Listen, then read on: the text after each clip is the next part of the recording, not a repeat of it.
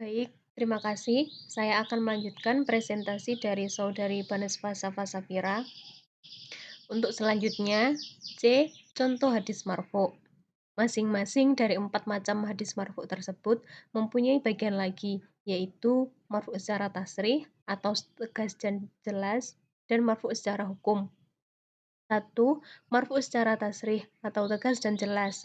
A. Perkataan yang marfu secara tasrih, seperti perkataan seorang sahabat, "Aku telah mendengar Rasulullah SAW bersabda begini," atau "Rasulullah SAW telah menceritakan kepadaku begini," atau "Dari Rasulullah SAW bahwasanya beliau bersabda begini," atau yang semisal dengan itu. B. Perbuatan yang marfu secara tasrih, seperti perkataan seorang sahabat, "Aku telah melihat Rasulullah SAW melakukan begini." C. Penetapan atau takrir yang marfu secara tasrih, seperti perkataan sahabat, "Aku telah melakukan perbuatan demikian di hadapan Rasulullah SAW." Atau si fulan telah melakukan perbuatan demikian di hadapan Rasulullah dan dia tidak menyebutkan adanya pengingkaran Rasulullah terhadap perbuatan itu. D. Sifat yang dimarfukan secara tasrih, seperti seorang sahabat yang menyebutkan sifat Rasulullah, seperti dalam hadis Sayyidina Ali radhiyallahu an, bahwasanya Nabi itu tidak tinggi dan tidak pendek. Nabi SAW adalah berkulit cerah, ramah, dan lemah lembut. 2. Marfu secara hukum. A. Marfu dari sabda secara hukum.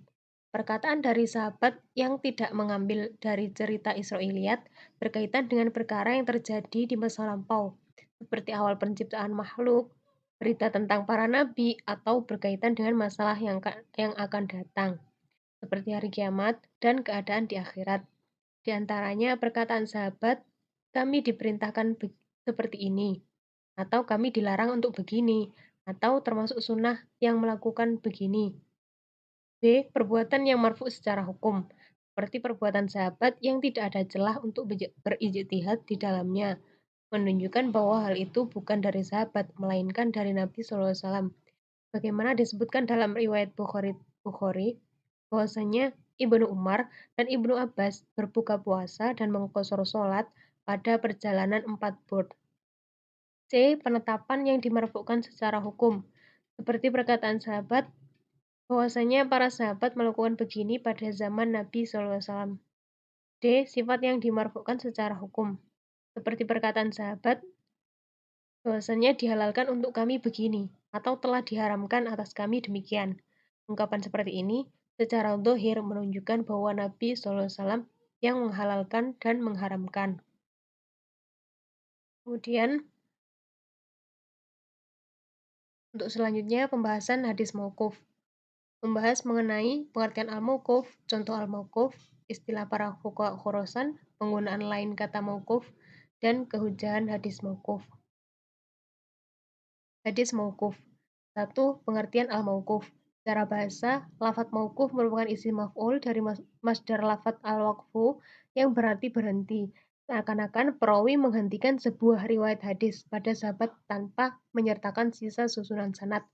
Sedangkan hadis mauquf menurut istilah adalah ma'udhifa ila sahabi min qaulin au fi'lin au takririn.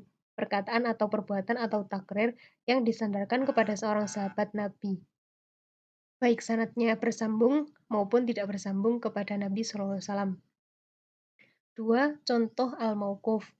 A. Mauquf qauli, perkataan seperti perkataan seorang perawi, qala Ali bin Abi Thalib radhiyallahu an, "Haditsu an-nasa bima ya'rifuna aturiduna ayyukadziballahu wa rasuluh."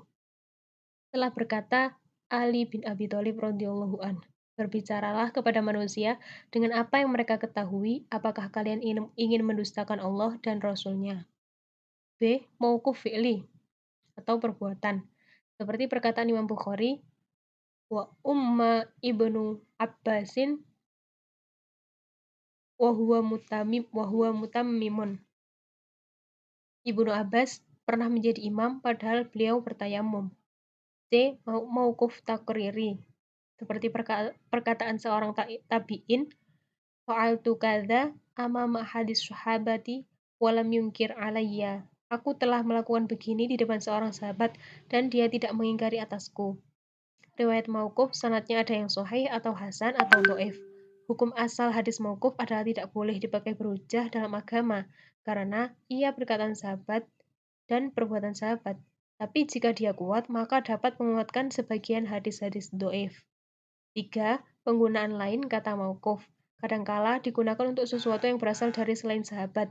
Namun, hal itu sangat terbatas. Misalnya, jika dikatakan hadis ini dimauqufkan oleh si fulan kepada Az-Zuhri atau kepada Atok atau yang semacamnya.